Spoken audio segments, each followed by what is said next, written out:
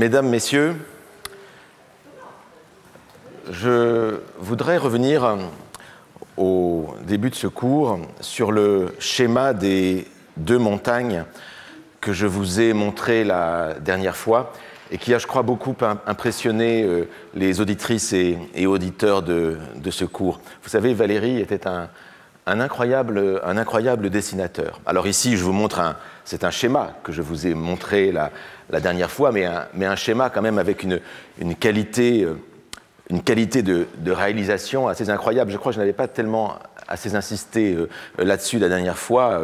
Donc c'est le schéma des deux montagnes, les montagnes du besoin, des besoins, et ici, et puis la montagne des créations du langage. Et donc c'est un schéma qui sert à conceptualiser, à représenter, à illustrer une idée ou un concept, plutôt. Mais ce n'est pas un simple schéma. Ce qui est assez remarquable, c'est la capacité qu'a Valéry d'investir dans ce schéma tout un art du dessin, de la diversité des outils utilisés, à savoir l'encre, le crayon de couleur pour signifier la base de la montagne, et puis le crayon tout simple pour montrer un arrière-plan, un horizon avec peut-être ce col du langage, cette zone des nuages ici. Donc tout un ensemble de moyens convoqués pour un simple schéma conceptuel. Et cela en dit long sur comme je vous disais, la capacité de dessinateur de Valéry. Ici c'est un schéma, je vous le dis, mais dans les cahiers de Valéry, dans ces cahiers, ceux qui ont été publiés au CNRS, ceux qui se trouvent à la Bibliothèque nationale de France, dans nombre de ces papiers, dans le journal de Catherine Pozzi que Valéry a lu, compulsé, et sur lequel il a lui-même écrit et dessiné, dans plein d'endroits, eh bien, vous trouvez des dessins qui sont des dessins, cette fois-ci, réalistes, représentant des personnages, des paysages. Vous trouvez des aquarelles, des bateaux, des marines, et d'une beauté assez extraordinaire. Peut-être, vous vous souvenez, il y a quelques années, il y avait eu au musée d'Orsay une exposition sur Degas, Edgar Degas, le peintre, grand ami, grand maître de Valéry, et l'exposition avait choisi comme titre Degas dans ce dessin, à savoir le titre même de l'essai que Valéry avait consacré à Edgar Degas. Et pour celles et ceux d'entre vous qui étiez allés à cette exposition très belle, consacrée à Degas, vous vous rappelez peut-être que la première salle de l'exposition était consacrée en vérité à Valéry, et en particulier au dessin même et aux aquarelles de Valéry que la plupart des visiteurs découvraient et n'avaient jamais vu, n'imaginaient pas que Valéry pouvait être un tel artiste visuel. Et il l'est. Et donc j'étais frappé, à l'époque, j'avais été frappé par le fait que les visiteurs s'attardaient énormément dans cette première salle, penchés sur les cahiers, et à admirer ce Valéry dessinateur. On connaît le Valéry poète, le Valéry penseur, il y a aussi le Valéry professeur dont nous parlons, mais il y a aussi le Valéry dessinateur. Je ne désespère pas un jour de pouvoir organiser une exposition de ces dessins de Valéry qui pourrait nous intéresser à un endroit ou à un autre. Mais revenons à ce schéma des deux montagnes. Donc vous vous rappelez, il y a cette pyramide, en particulier cette pyramide des besoins, avec les besoins élémentaires, les besoins primaires, manger, foutre, avoir chaud, payer, par, etc., température, combustible. Et puis, on arrive à des besoins qui sont plus des besoins, qui sont de l'ordre de luxe, c'est-à-dire la satisfaction par un travail toujours plus important, une charge d'acte, comme ici l'écrit Valéry, la satisfaction de besoins de plus en plus raffinés. Et en fait, la création des arts. La création des arts avec la multiplication des arts dans tous les domaines possibles.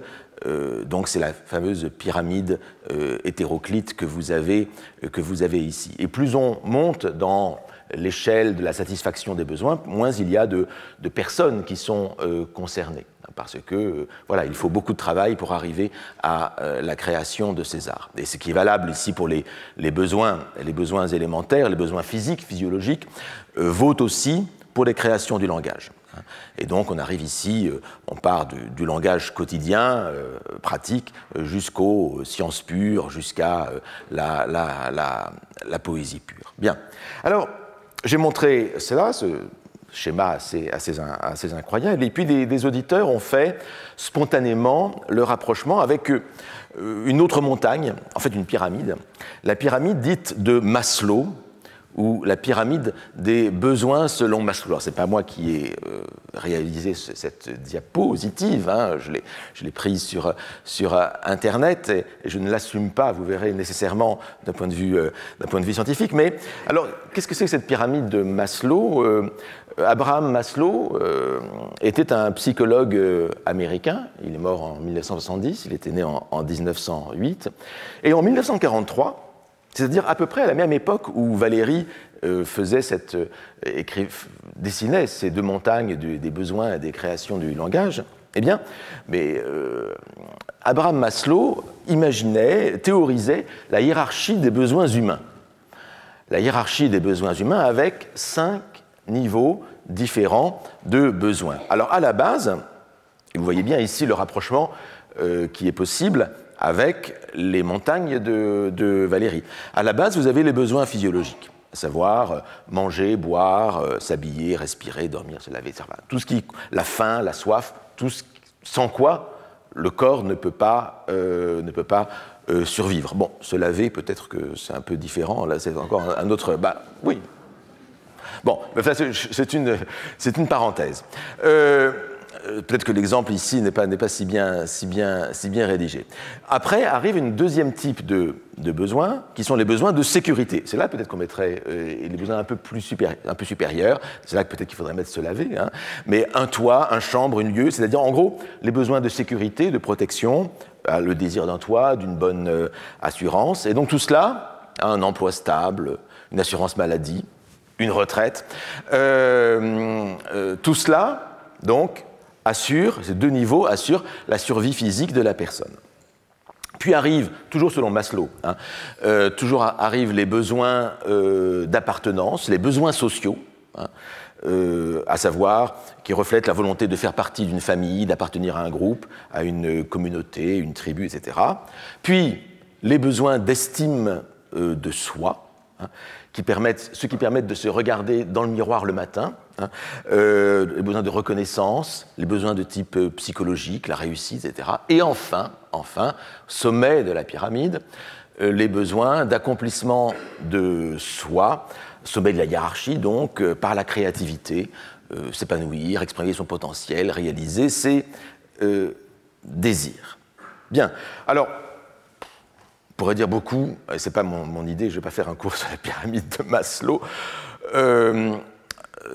Bon, je trouve, c'est tout à fait intéressant, mais enfin, je trouve la hiérarchie ici, en particulier pour les derniers niveaux, je la trouve assez discutable. Elle correspond ici à une sorte de vision de l'American Way of Life des années 40, 50, 60, donc d'un monde moderne où il faut se réaliser, hein, c'est de cela qu'il s'agit, mais dans d'autres sociétés, soit des sociétés anciennes, soit des sociétés lointaines, sociétés que je connais, le Japon, peut-être que le besoin d'amour et d'appartenance, d'appartenir à une communauté, serait considéré comme étant primordial par rapport à la réalisation de l'individu. Donc il y a là quelque chose qui est en fait tout à fait situé dans un lieu, dans un moment, dans une culture, et je ne pense pas que tout cela vaille nécessairement pour en tout temps et en tout lieu. Donc on a là vraiment une sorte de vision idéalisée, restreinte à une société donnée, la société occidentale, moderne et encore. Bon, donc tout ça pour vous dire que ce n'est pas parce que je présente ici cette pyramide de Maslow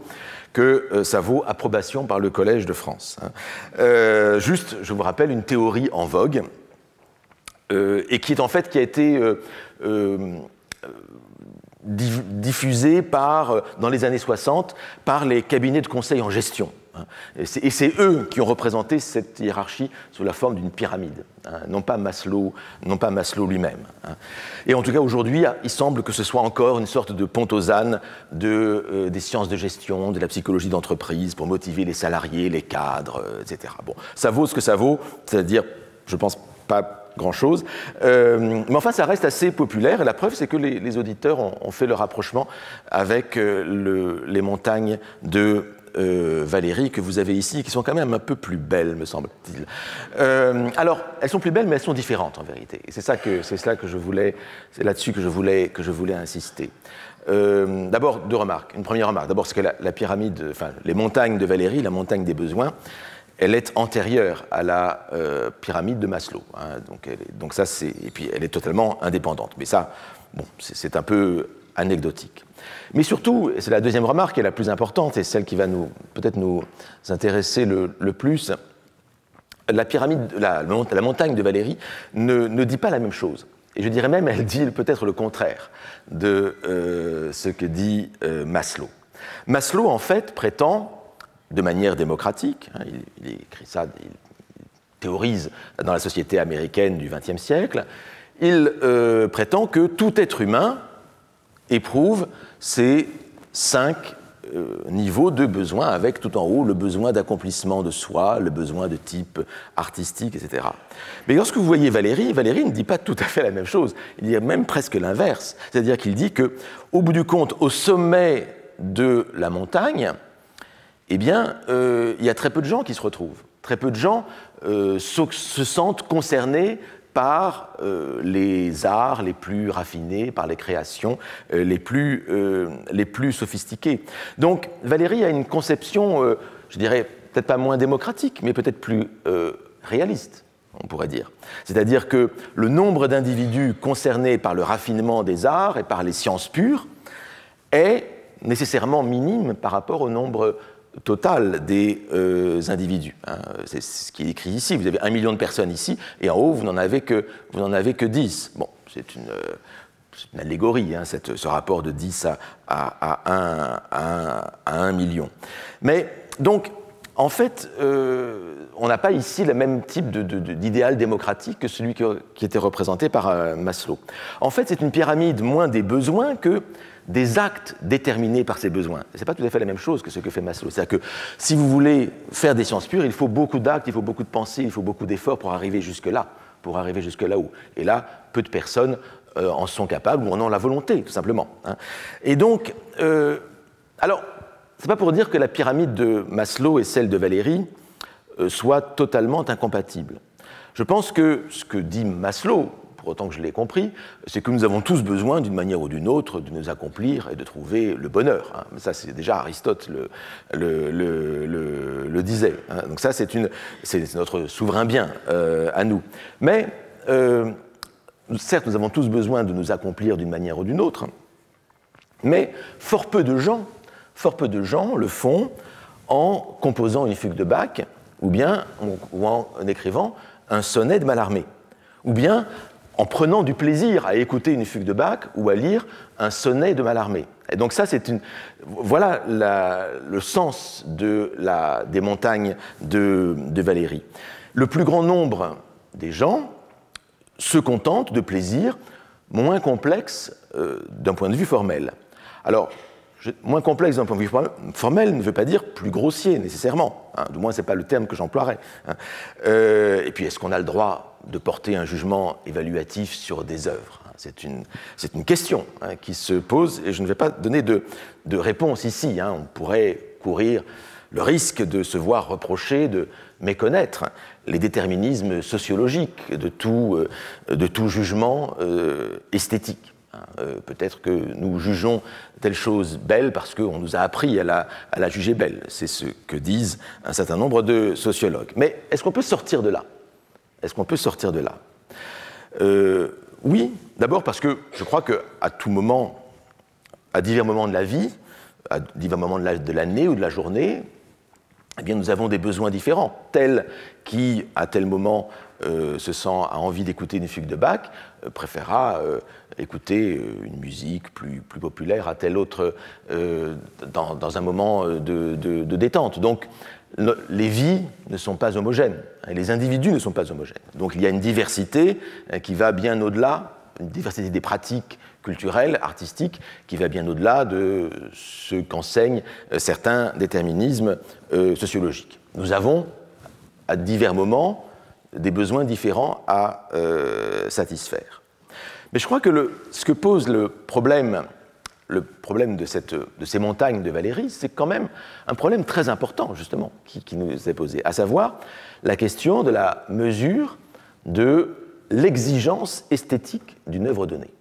L'exigence esthétique d'une œuvre donnée. Dans quelle mesure une œuvre demande-t-elle plus ou moins d'efforts qu'une autre pour être appréciée ou pour être construite, hein?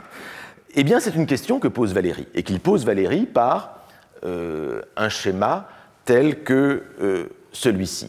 Je vous rappelle, nous l'avions vu les fois précédentes, que pour Valéry, les symbolistes étaient parvenus, d'après lui, donc à une exigence absolue en matière d'esthétique, avec des œuvres qui confinaient à la poésie pure, donc des œuvres difficiles, le sommet étant sans doute les poèmes de Mallarmé, qui ne sont évidemment pas accessibles à tous. Et Mallarmé avait beau être un démocrate foncièrement, il voulait que ces œuvres, que ces poèmes fussent difficiles parce qu'il y avait un effort à fournir pour parvenir à une sorte de réalisation de soi, de l'esprit, dans la lecture même de ces poèmes. Donc on peut être démocrate foncièrement, comme l'était Stéphane Mallarmé, et vouloir un art de type élitiste, ou du moins qui cherche à soulever, à élever la société. Mais donc, toute la réflexion de Valéry, avec cette idée qu'à un moment donné, on est arrivé à une idée d'une exigence absolue en matière de poésie, toute la réflexion de Valéry engage, au bout du compte, une pensée sur qu'est-ce que c'est que la forme d'une œuvre, qu'est-ce que c'est que sa qualité, qu'est-ce que c'est que sa difficulté. Y a-t-il des œuvres plus difficiles qu'une autre, meilleures même qu'une autre? Et y a-t-il des critères objectifs, des critères formels, que l'on pourrait mettre en évidence et qui permettraient de mesurer la plus ou moins grande difficulté d'une œuvre? Alors, cette question que pose la pensée de Valéry, en particulier dans le cours de poétique, c'est une question qui est un peu différente de celle que posaient dans les années 20, au tournant des années 20, les formalistes russes. Vous savez qu'en Russie, il y a eu tout ce mouvement de théorisation de la forme des œuvres. Les formalistes russes, Jakobson, Tignanov, Shklovsky, etc., posaient la question du fonctionnement du système de la littérature dans son ensemble. Mais ici, c'est autre chose avec Valéry. Il s'agit plutôt de trouver des critères permettant d'établir un classement des œuvres. Parlons pas de hiérarchie, ça pourrait fâcher, mais du moins, parlons de fonctions différentes des œuvres. Des fonctions différentes des œuvres. Y a-t-il des critères formels, objectifs, qui puissent nous permettre de différencier les œuvres en fonction de leur forme et de la manière dont elles sont faites? Eh bien, la question des critères formels de compréhension des œuvres, d'étude des œuvres, elle se pose pour quantité de raisons. Elle se pose pour des raisons sociologiques, comme on le voit ici, elle se pose pour des raisons culturelles, elle se pose pour des raisons technologiques. Eh bien, c'est tout cela qu'envisage Valéry dans ce cours de poétique, et c'est une question que Valéry pose lui-même, qu'il pose lui-même dans l'une des leçons du cours de poétique, la leçon de clôture du 19 juin 1942. Alors vous allez me dire, une leçon de clôture en 1942, mais n'avez-vous pas édité un cours de poétique qui s'arrête en 1945? Donc Valéry a bien fait cours jusqu'en 1945. Oui, c'est vrai. Mais c'est par dérogation qu'il a fait cours jusqu'en 1945. Il y avait une limite d'âge, à l'époque, au Collège de France, qui était de 70 ans. Et Valéry a atteint cette limite d'âge en 1941. Et il a demandé à être prolongé, parce qu'il y avait beaucoup de professeurs qui ne faisaient plus cours en raison de la guerre, etc. Et malheureusement, des tragédies qui pouvaient... des professeurs juifs qui avaient été écartés par le gouvernement de Vichy, et pour d'autres raisons. Et donc, Valéry a demandé à être prolongé comme beaucoup d'autres professeurs.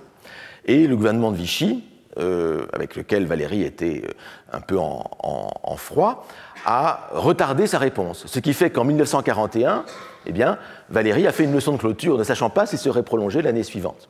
Il a fait une leçon de clôture, et après est arrivé l'arrêté qui l'a prolongé pour l'année suivante. Donc il a fait cours en 1941-42. Et en 1942, même chose. Il a demandé à être prolongé. Il avait à ce moment-là 71 ans déjà. Et là aussi, la réponse du gouvernement s'est fait attendre. Et donc il a fait une leçon de clôture en 1942. Et même chose en 1943. Et là, en 1943, il a fait une troisième leçon de clôture. Donc Valéry a fait 3 leçons de clôture successives. Ça, c'est assez étonnant. Où chaque fois, il récapitule un peu sa pensée. Mais celle qui nous intéresse maintenant, c'est celle de 1942, celle du 19 juin, où il y avait beaucoup de monde à cette leçon de clôture. Il y avait Jean Paulhan, il y avait Paul Éluard, il y avait Pierre Segers. Donc beaucoup de gens étaient venus. Et c'est une leçon qui portait, c'était le titre que lui avait donné Valéry, qui portait sur l'avenir de l'esprit. L'avenir de l'esprit. Où Valéry s'interrogeait sur les mutations du monde. Et Valéry est sensible, dans cette leçon, à 2 types de mutations. 2 types de mutations dans le monde, qui, vous allez voir, vont nous interroger sur cette question de l'exigence des œuvres et la valeur objective des œuvres.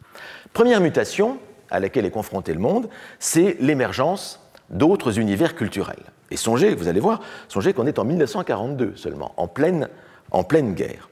Voici ce que dit Valéry. Nous voyons qu'il n'y a plus sur la planète de localisation possible, que tout se passe partout et presque à l'instant même. Bon, c'est avant Internet et avant les téléphones portables. Hein. Tout se passe partout et presque à l'instant même, que nous ne pouvons plus nous flatter de considérer une culture sur un point déterminé qui puisse se développer tranquillement. Tranquillement, ça veut dire séparément des autres, sans se soucier des autres. Toutes les cultures sont interdépendantes les unes des autres. En particulier, il se peut que demain, nos relations avec l'immense continent asiatique, qui est le continent de l'avenir, sa masse, sa population, son activité le montrent assez. Donc, il se peut que nos relations avec l'immense continent asiatique prennent une autre tournure. Donc, sensibilité à cette émergence de l'Asie. Alors, cette idée apparaît déjà dans un texte plus ancien de Valéry, La crise de l'esprit, en 1919, où Valéry parle précisément de cette émergence déjà de l'Asie. Du reste, il n'est pas le seul. Mais enfin, y penser en 1942, c'est déjà, je trouve, c'est encore assez étonnant. Il y aura un moment où il faudra bien que les commerces locaux, les échanges qui ont eu lieu, les influences que nous avons reçues deviennent quelque chose qu'il faudra considérer. Il n'y aura plus, ça c'est important, il n'y aura plus d'œuvres qu'on pourra localiser à nos petites histoires locales, à notre petit goût local. Il n'y aura plus d'œuvres qui seront liées à notre petit goût local. Et donc, qu'est-ce qui pourra survivre au niveau global, qui est ce grand monde qui émerge? Et de même qu'à trouver... Alors, ici, vous avez une phrase un peu compliquée. Je vous rappelle que c'est une transcription de l'oral. Et Valéry improvise comme il peut. De même qu'à trouver un grand savant pour faire une théorie qui rende les lois physiques indépendantes de la position et de l'état de mouvement de l'observateur, ça c'est toute l'idée d'Einstein qui essaie de trouver un invariant dans ce monde relativiste qu'il a mis en évidence. Donc ici, allusion aux théories physiques en cours. Donc de même qu'on essaie de trouver une théorie qui rende les lois physiques indépendantes de la position et de l'état de mouvement de l'observateur, peut-être songeront-on à un art qui puisse satisfaire indépendamment de la position ethnique et géographique du consommateur. Un art qui puisse satisfaire indépendamment donc de la culture du consommateur. Est-ce possible? Est-ce possible? Et à quelles conditions? La question qui entraînée par cette question-là, est-ce qu'il est possible d'avoir un art universel? La question c'est, est-ce que l'art européen peut être cet art universel, cet art qui s'est... cet art européen qui s'est imposé en particulier par la colonisation, par la diffusion de la culture européenne. Que deviendra, et voilà la question que pose Valéry, que deviendra le capital intellectuel européen? Que deviendra le capital intellectuel européen? Alors, cette question est assez intéressante, D'abord, parce qu'on y voit une véritable angoisse sur laquelle qui pointe Valéry, à savoir que deviendra l'Europe. Et on avait déjà cela dans la crise de l'esprit en 1919. Et puis il y a cette formule, le capital intellectuel européen. Capital intellectuel, ça nous fait penser à cette formule, à cette très fameuse de Pierre Bourdieu et Jean-Claude Passeron, le capital culturel.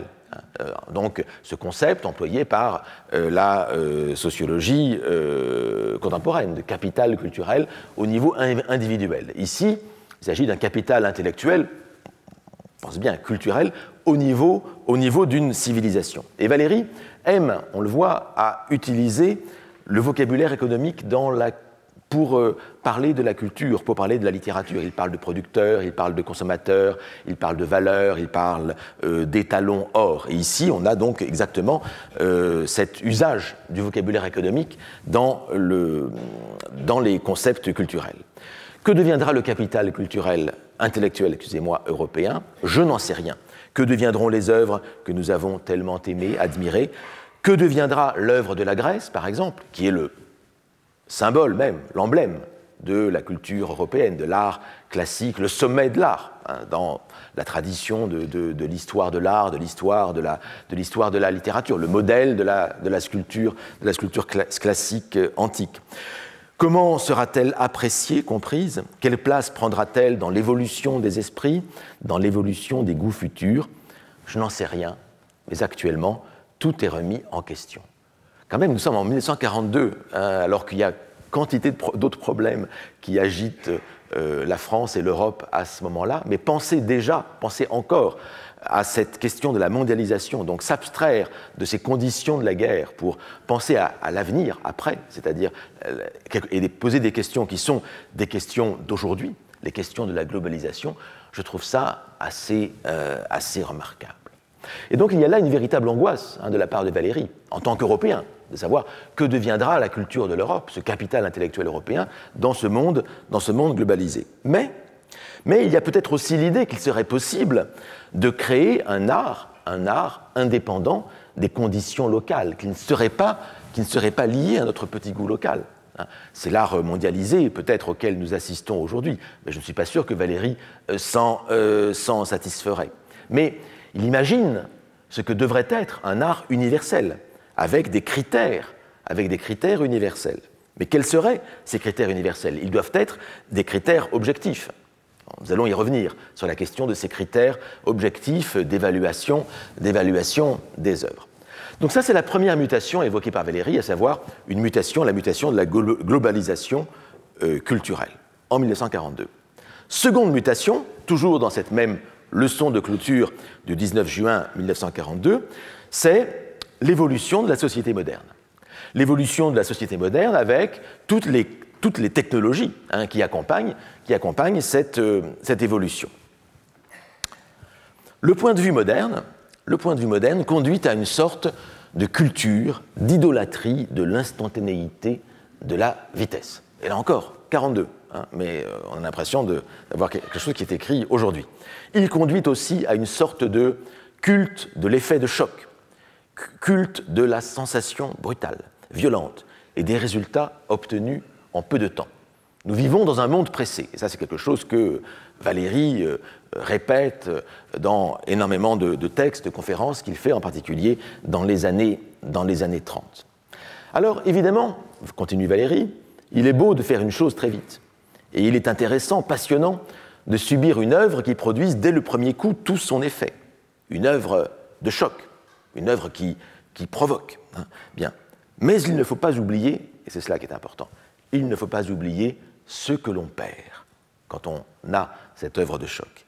Ici, ce que l'on gagne en émotions immédiates et en facilité d'exécution, on le perd en éducation, comme je vous le disais. On le perd en éducation du consommateur et en éducation du producteur. C'est-à-dire que le choc, l'œuvre qui est basée sur le choc, sur l'effet immédiat, est l'œuvre qui est peut-être la plus facile à vendre, à diffuser, celle qui fait le plus facilement son effet, alors que les autres œuvres, elles, demandent une éducation, elles demandent un entraînement. Et ici, intervient donc la question de l'éducation, la question de l'exercice, la question de l'entraînement et de l'effort à accomplir pour entrer dans une œuvre. Et Valéry prend un exemple. C'est l'histoire de notre œil dont la sensibilité baisse parce qu'on l'a habitué à se servir de 100 bougies pour écrire, à savoir une ampoule électrique, alors qu'autrefois, on se contentait d'une petite chandelle ou d'un lumignon, comme faisaient Ronsard et ses compagnons. Nous avons besoin aujourd'hui d'une quantité de bougies pour voir, et par conséquent, cela est la preuve et en même temps la cause du fait que l'œil perd de sa sensibilité. Alors, je ne suis pas tout à fait sûr, je pense que les ophtalmologues pensent quand même que le fait d'avoir beaucoup de lumière fait que l'œil se fatigue moins, peut-être, hein, je ne sais pas. Mais en tout cas, il y aurait l'idée que l'œil perdrait de sa sensibilité. Et c'est vrai que lorsque nous entrons dans une église, lorsque nous voyons des tableaux dans une église, et Dieu sait qu'il y en a dans nos églises européennes, françaises, italiennes, eh bien, nous avons maintenant besoin de lumière pour voir ces tableaux. Il semble que dans des siècles plus anciens, lorsque ces tableaux ont été mis dans les églises, eh bien, on avait peut-être moins besoin de ces lumières pour les voir et pour les apprécier. Et donc notre expérience de l'œuvre d'art et de l'œuvre du tableau, de l'âge classique par exemple, eh bien, a beaucoup changé avec la lumière artificielle.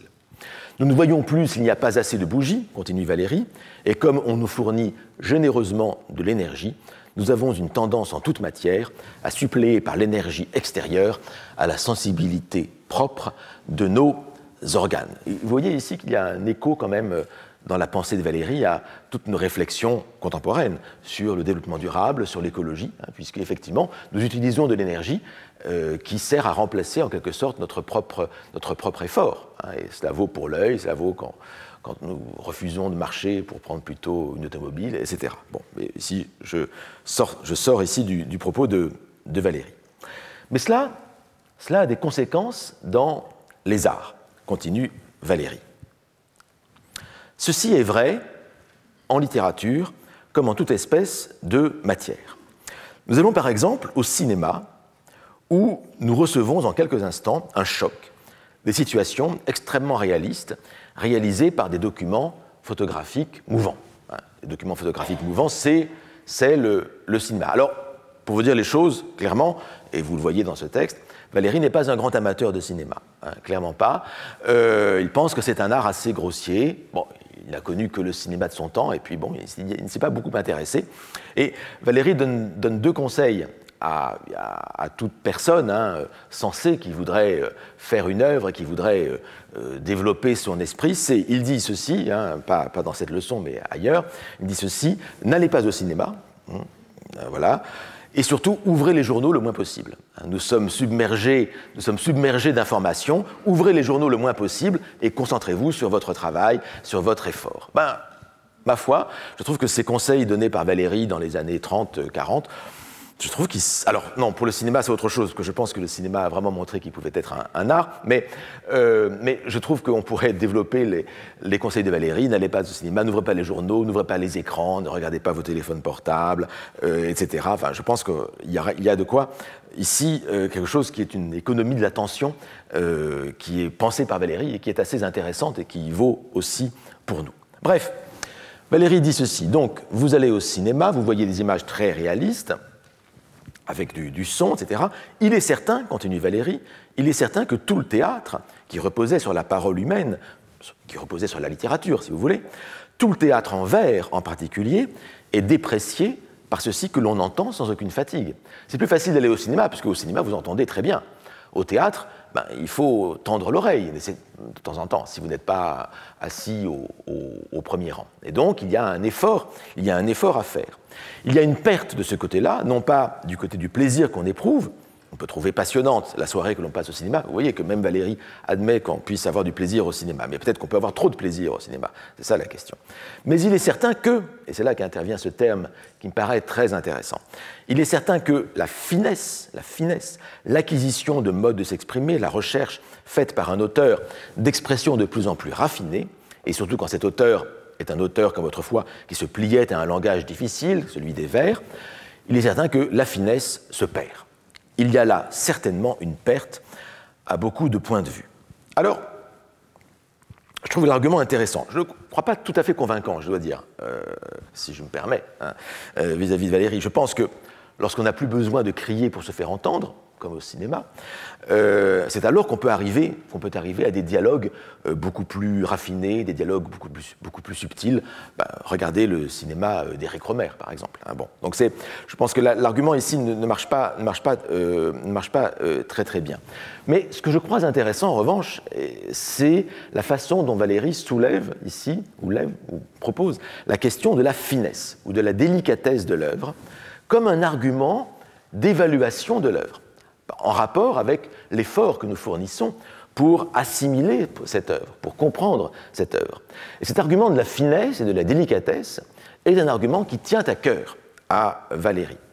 Et c'est un argument qu'il développe dans un article de 1935 qui s'intitule « Le bilan de l'intelligence », un article qui a été repris dans Variété 3. Vous savez, Variété, c'est recueil d'articles, de conférences que Valéry égrène tout au long de sa carrière littéraire. Donc Variété 3. Et vous avez cet article, donc cette conférence, le bilan de l'intelligence, qui, vous allez voir, fait écho, enfin par avance, à ce que Valéry dit en 1942 dans sa leçon de clôture. Notre corps est soumis à une trépidation perpétuelle. Il a besoin désormais d'excitants brutaux, de boissons infernales, d'émotions brèves et grossières, pour ressentir et pour agir. Ça, c'est le monde moderne, avec toutes les technologies qui nous mettent du son, de l'image, de la lumière, plein les yeux, plein les oreilles. Et toutes les intoxications diverses des sens dont nous sommes les victimes. Je ne suis pas éloigné, en présence de tous ces faits, de conclure que la sensibilité chez les modernes est en voie d'affaiblissement. La sensibilité chez les modernes est en voie d'affaiblissement. C'est-à-dire que ce n'est pas un progrès, en vérité, que ces chocs et cette toute-puissance des émotions et des sensations. Cela, en fait, provoque notre affaiblissement. Nous marchons moins, de la même manière que nous avons tendance à moins marcher, à moins nous déplacer par nos propres moyens, et bien de la même manière, nos sens s'amenuisent, au bout du compte. Puisqu'il faut une excitation plus forte, une dépense plus grande d'énergie pour que nous sentions quelque chose, c'est donc que la délicatesse de nos sens, après une période d'affinement, se fait moindre. La délicatesse de nos sens se fait moindre. Et voilà peut-être l'évolution que Valéry constate et déplore dans le monde moderne. Je suis persuadé que des mesures précises des énergies exigées aujourd'hui par les sens des civilisés montreraient, alors les civilisés par rapport à ce que Valéry appelle ailleurs les primitifs, donc les gens qui ne vivent pas dans le monde occidental moderne, donc je suis persuadé que des mesures précises des énergies exigées aujourd'hui par les sens des civilisés montreraient que les seuils de leur sensibilité se relèvent, c'est-à-dire que leur sensibilité devient plus obtuse. Eh bien, cet affinement des sens, c'est précisément cela que montrent les montagnes de Valéry, à savoir qu'il faut beaucoup d'efforts, il faut beaucoup de sensibilité pour pouvoir concevoir, appréhender des œuvres qui sont plus difficiles. Et c'est cela qui est gâché, émoussé par l'évolution du monde moderne. Peu de personnes, d'après Valéry, ont les sens assez fins pour percevoir les délicatesses d'une œuvre qui serait tout en nuances. Et je trouve que l'intérêt de la réflexion de Valéry, c'est que Valéry déplace la question des critères de l'œuvre que je vous avais posée tout à l'heure, à savoir quelle serait une œuvre qui serait... Est-ce qu'il y a des œuvres plus meilleures qu'une autre, qui est une question qui n'est pas très bonne au bout du compte. On peut la déplacer, la question de l'œuvre, vers le consommateur.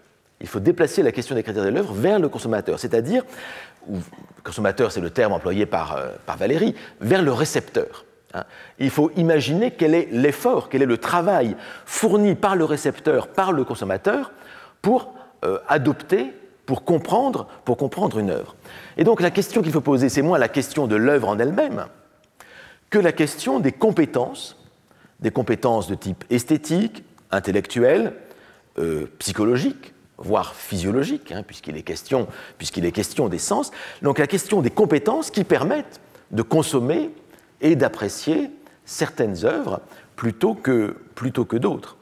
Et donc ce que nous propose Valéry ici, c'est un formalisme, c'est-à-dire une réflexion sur la forme des œuvres, c'est-à-dire une conception objective de l'œuvre, en dehors de tout jugement subjectif. Mais une conception objective avec une véritable dimension formaliste, avec une véritable dimension psychologique et phénoménologique. Au bout du compte, observons ce que font les œuvres en nous et voyons si elles nous demandent plus ou moins d'efforts. La forme de l'œuvre n'est envisageable que dans la manière dont elle interagit avec le consommateur. C'est très difficile de définir ce que c'est une forme, mais c'est une interaction en vérité avec le consommateur.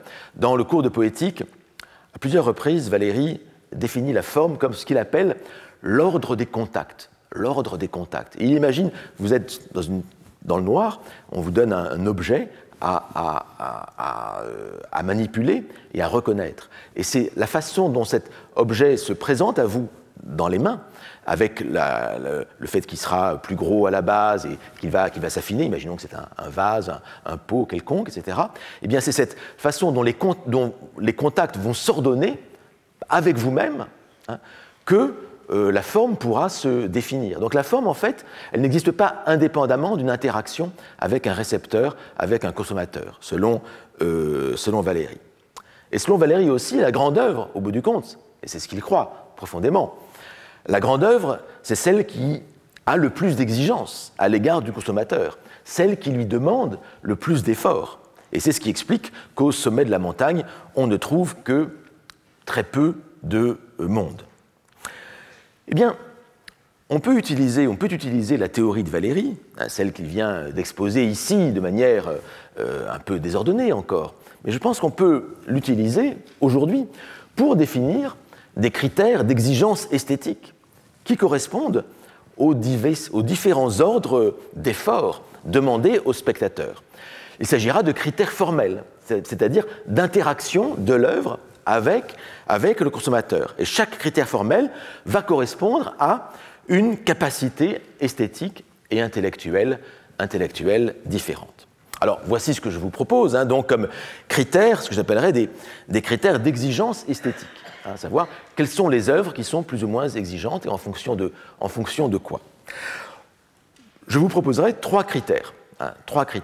Et le dernier critère, vous allez voir, est un critère qui est lié spécifiquement à la théorie de Valéry. Le premier critère, c'est un critère qui s'impose à l'évidence, c'est le critère de la complexité. Il y a des œuvres qui sont plus ou moins complexes à appréhender. Alors, et donc, quand il y a une plus grande complexité, évidemment, de l'œuvre, et quand j'appelle complexité, c'est-à-dire une œuvre dont les parties entretiennent entre elles des rapports multiples et d'ordre divers, une œuvre dont les parties ne sont pas compréhensibles séparément les unes des autres, dont les parties doivent être appréhendées ensemble, il est clair qu'une œuvre complexe, de ce point de vue-là, est plus compliquée à appréhender qu'une œuvre simple. Alors, ce critère de la complexité a beaucoup été étudié et mis en évidence par le philosophe américain contemporain, un spécialiste d'esthétique Arthur Danto. C'est pour ça que je vous ai mis son nom ici. Et en gros, c'est ce critère de complexité qui permet de distinguer, par exemple, une musique polyphonique sera plus complexe en principe qu'une musique monodique. Une musique monodique, vous avez une seule ligne musicale, alors que dans la polyphonie, vous en avez plusieurs ensemble. Donc ça, c'est un cas typique de complexité qui s'oppose à la simplicité. Et donc, cette complexité correspond, par ailleurs, chez le consommateur, à une capacité à traiter la complexité. Une œuvre complexe demande plus d'efforts et donc une plus grande attention. Bon, on est assez d'accord là-dessus. Deuxième critère. Pourquoi une œuvre serait-elle plus difficile à appréhender, demanderait-elle plus d'exigence qu'une autre? Eh bien, une œuvre originale, une œuvre qui n'est pas conforme aux stéréotypes, qui n'est pas conforme à nos habitudes, sera plus difficile à appréhender qu'une autre œuvre. Alors ça, c'est un type de critère, le critère de la nouveauté, de l'originalité. C'est un type de critère qui a été beaucoup développé et mis en évidence par les formalistes russes, dont je vous parlais tout à l'heure, en particulier Viktor Shklovsky, Tinianov, avec cette idée de la défamiliarisation que produit l'œuvre d'art, en russe ostranenie. Je ne suis pas sûr de très bien prononcer, contre les habitudes, contre l'automatisation. Et donc, quand une œuvre ne correspond pas à des stéréotypes formels, par exemple à un genre littéraire donné, quand elle ne rentre pas dans ce cadre-là, ou bien quand elle ne... Ces critères peuvent être, de stéréotypes peuvent être formels, ils peuvent être aussi thématiques. Un feuilleton, par exemple. Un feuilleton, vous avez des personnages récurrents. Bien. Un feuilleton est plus facile à suivre qu'une œuvre qui serait isolée avec des personnages nouveaux à chaque fois. Et vous savez bien qu'il y a actuellement l'omniprésence dans la vie des gens, la vie moderne, l'omniprésence des séries télévisées, fait fond justement sur cette facilité à rentrer dans des mondes, dans des univers qui sont déjà connus. La série est facile à suivre à certains égards, et donc il est plus facile de suivre un feuilleton quand vous avez la récurrence d'un personnage. Mais ça ne vaut pas seulement pour la télévision ou pour les feuilletons littéraires, ça vaut pour la collection Harlequin, tout ce qui est de l'ordre du stéréotype, tout ce qui nous fait rentrer dans un univers déjà construit avec des structures préétablies. Eh bien, il est clair qu'une œuvre qui sort de ces stéréotypes-là sera plus difficile, demandera un effort pour entrer dans cet univers plus important. Et donc, il y a là une capacité, et cela demande une capacité à entrer dans des univers à chaque fois nouveaux. On lit facilement des pavés, les fameux pavés de l'été, les romans qui paraissent au moment de l'été, où on dit mais c'est facile au bout du compte de lire un pavé. Une fois que vous avez fait l'effort de rentrer, l'effort de rentrer dans l'histoire, vous êtes emporté et vous suivez jusqu'à la fin. Mais actuellement, vous savez que les gens lisent beaucoup moins de nouvelles. Une nouvelle est assez, au bout du compte, demande un effort d'entrer dans un univers à chaque fois nouveau. Il y a beaucoup moins de lecteurs de nouvelles, de petites histoires, de brèves histoires, que de gros romans. Et donc, parce que l'effort à accomplir pour entrer dans l'univers de la nouvelle est effectivement à chaque fois nouveau, et donc il y a à chaque fois ce nouvel effort à faire. Donc on a bien ici un rapport entre une capacité et une caractéristique même de l'œuvre. Donc voilà pour ces deux premiers critères, la complexité, l'originalité ou nouveauté. Et puis il y aurait un troisième critère qui lui est presque antagoniste peut-être du premier, qui est le critère qui est formellement désigné par Valéry. C'est le critère de la délicatesse, c'est le critère de la finesse. Et donc, c'est vraiment le critère que met en évidence Valéry et que peu d'autres théoriciens, me semble-t-il, ont mis en évidence, à savoir que l'économie des moyens est quelque chose qui demande, de la part du consommateur, un plus grand effort. Parce que, et ce n'est pas nécessairement parce qu'une œuvre demande beaucoup de moyens qu'elle est plus intéressante qu'une autre. Prenez la Symphonie des 1000 de Mahler, censément 1000 interprètes avec chœur, orchestre, etc. Ce n'est pas nécessairement, cette huitième symphonie de Mahler n'est pas nécessairement plus intéressante qu'un quatuor de Beethoven, avec quatre instruments. C'est-à-dire que réellement, la question de la finesse qu'on peut avoir, qui est demandée par l'écoute ou le fait d'entrer dans une œuvre, est quelque chose qui est de l'ordre d'une exigence esthétique qui nous exerce et qui est de l'ordre, là aussi, d'un talent et d'une capacité, à savoir l'exercice de la délicatesse et de la précision des sens et de l'intellect. Vous connaissez la devise des Jeux Olympiques, Quitius, Altius, Fortius, plus vite, plus haut, plus fort. Eh bien, à certains égards, le grand art, c'est parfois l'inverse des Jeux Olympiques. C'est moins vite, moins haut, moins fort. Le grand art, c'est peut-être une pièce de no japonais qui est très très lente, où l'on va effectivement très lentement. C'est Bérénice de Racine, où il ne se passe quasiment rien. C'est, en point de vue musical, c'est le prélude à l'après-midi d'un faune de Debussy, une sorte de musique pure, avec des effets réduits au minimum, qui n'ont rien à voir avec une symphonie de Mahler ou de Strauss. Ce sont les notes de chevet de Sei Shonagon, c'est-à-dire des petites notations subjectives sur les goûts, sur les sensations, sans grands effets. C'est un roman de Jean Echenoz ou de Patrick Modiano.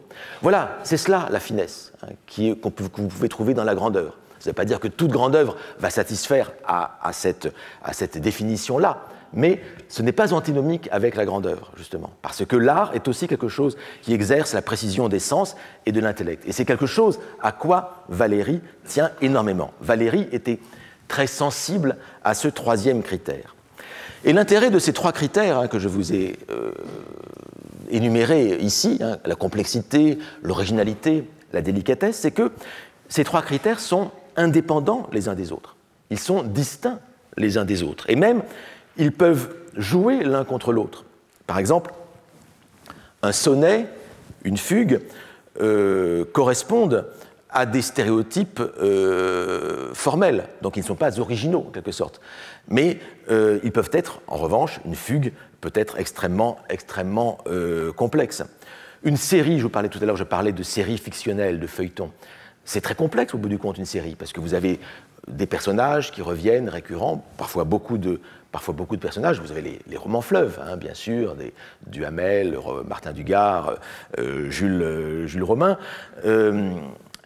Mais la série fictionnelle, effectivement, permet des complexités que ne permet pas une nouvelle, une histoire isolée. Donc, ces trois critères sont absolument indépendants. Donc, je viens de vous le dire, donc une fugue de Bach est complexe alors qu'elle correspond à un genre musical établi. Donc, il peut y avoir une opposition entre les deux premiers critères. Il peut y avoir une opposition entre le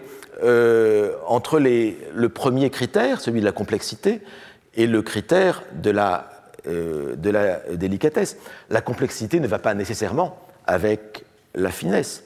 Et du reste, à certains moments, vous pouvez avoir envie de lire une œuvre complexe, une saga avec de nombreux personnages, et puis à d'autres moments, vous pouvez vous contenter et n'avoir envie que de lire un récit simple de Marguerite Duras, je ne sais pas, Moderato Cantabile, par exemple. Donc, les critères 1 et le critère 3 peuvent jouer l'un contre l'autre. Et de même, le critère 2 et le critère 3, à savoir le critère de l'originalité et le critère de la délicatesse. C'est-à-dire que lorsque vous avez des stéréotypes, lorsque vous avez une tradition littéraire, une tradition artistique, eh bien, les artistes, les créateurs, jouent avec la tradition. Ils jouent avec les petites différences à l'intérieur de la tradition. Lorsque vous avez un genre littéraire de la tragédie, tout l'enjeu du débat esthétique, tout l'enjeu de la réception esthétique va être de distinguer les petites différences qu'il y a entre une tragédie de Corneille et une tragédie de Racine, entre un sonnet de Ronsard et un sonnet de Du Bellay. Et donc, le fait d'avoir des stéréotypes n'interdit pas d'avoir de la finesse, bien au contraire. Bien au contraire. L'exigence de finesse déplace ainsi l'exigence de nouveauté et l'exigence d'originalité.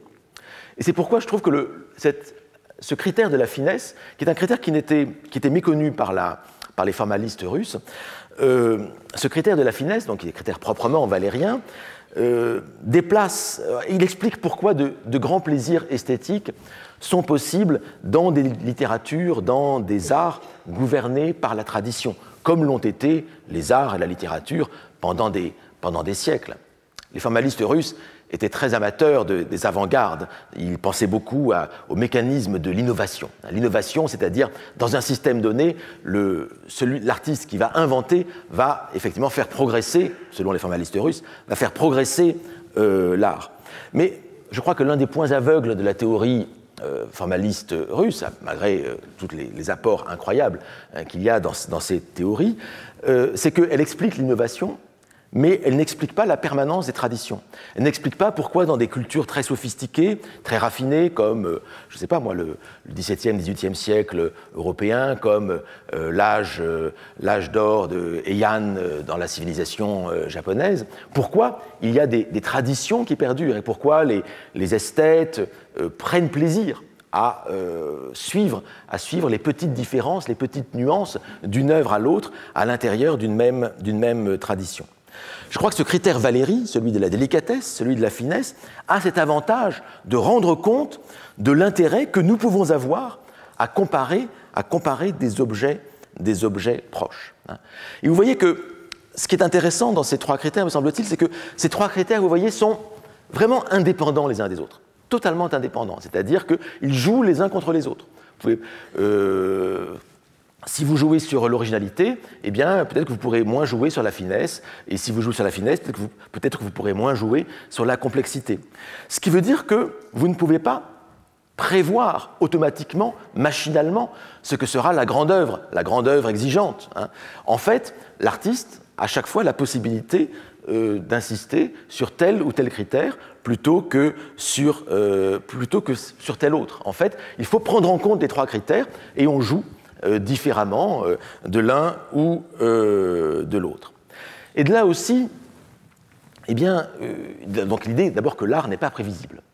Il n'y a pas une machine, genre ChatGPT, une intelligence artificielle, pour l'instant, n'est pas capable de créer cette grande œuvre. Parce qu'elle n'est pas capable, je pense, de traiter ces trois critères l'un avec l'autre. Les intelligences artificielles dont on parle beaucoup en ce moment sont absolument incapables, pour l'instant, de créer quelque chose d'original. Au contraire, elles sont dans la stéréotypie permanente. Elles ne font qu'agir sur ce qui est, elles ne font que reprendre ce qui existe déjà. Or, l'art réel, l'art qui intéresse Valéry, est un art qui se développe dans quantité de directions différentes pour former, vous voyez, cette pyramide, je vous ai beaucoup agrandi le schéma tout à l'heure, pour former cette pyramide hétéroclite de l'ensemble des arts, cette pyramide où les arts ne sont pas prévisibles. Au bout du compte, les industries de l'esprit, comme le dit Valéry, ont tendance toujours à se différencier, à explorer chaque fois des voies différentes. Et c'est quelque chose que Valéry explique, et je termine là-dessus, en 1942, toujours dans son cours de poétique, en disant que voilà, l'exploration des raffinements de la sensibilité fait que la sensibilité donnée a, je cite, a parmi ses propriétés celle de renchérir sur elle-même, c'est-à-dire essayer d'aller dans encore plus de nuances, encore plus de raffinements, de se prendre elle-même pour un degré d'elle-même. Je suis sensible au bruit, mais de plus aux différences des bruits, aux similitudes. Je produis instinctivement des tentatives d'imiter ces bruits. Et dans l'ordre qui nous occupe, il est clair que, pour le musicien né, les sons sont plus que des sons, et pour le poète, les mots. Donc même chose pour les musiciens et pour le poète. La phrase est très elliptique. Mais l'idée, c'est que la sensibilité ne cesse de se raffiner avec le progrès des arts. Et que les arts, justement, sont basés sur ce raffinement de la sensibilité. Il y a donc, chez Valéry, une pensée de l'histoire des arts. Une pensée de l'histoire de la poésie en particulier, vers un sommet, ce sommet que nous avons vu dans les schémas de la montagne. C'est bien ce qui illustre ce schéma des deux montagnes, c'est-à-dire qu'on peut aller vers toujours plus d'exigences. Nous n'avons pas toujours envie d'être exigeants avec nous-mêmes, mais ce devoir de l'exigence, eh bien, c'est un devoir que Valéry essaie de s'imposer à lui-même, mais qu'il essaie aussi de proposer aux autres, qu'il essaie de proposer à ses auditeurs, à ses lecteurs, comme un devoir de l'effort sur soi, pour entrer dans des œuvres qui vous demanderont un travail et qui vous permettront de vous surpasser. Voilà ce que propose Valéry dans ce cours de poétique, ce sens du travail, du raffinement. Et ma foi, je crois que je trouve assez intéressant, même assez fascinant, je dois dire, que le cours de poétique, ce cours de poétique donc, qui date des années 40, permette de penser encore aujourd'hui la complexité de la littérature. Dans un monde moderne qui, au contraire, nous aurait tendance plutôt à nous porté vers toujours plus de facilité, d'effets faciles, d'effets vers lesquels nous avons tendance à aller, et on a besoin sans doute de tout, mais je crois qu'il est bon aujourd'hui de rappeler ce sens même de l'effort et de l'exigence esthétique, et c'est l'une des raisons, je crois, que nous pouvons avoir encore aujourd'hui de lire le cours de poétique de Valéry. Voilà, ce sera tout pour aujourd'hui. Et la prochaine fois, nous nous voyons le 7 mars. Hein, attention, le 7 mars. Donc voilà, merci.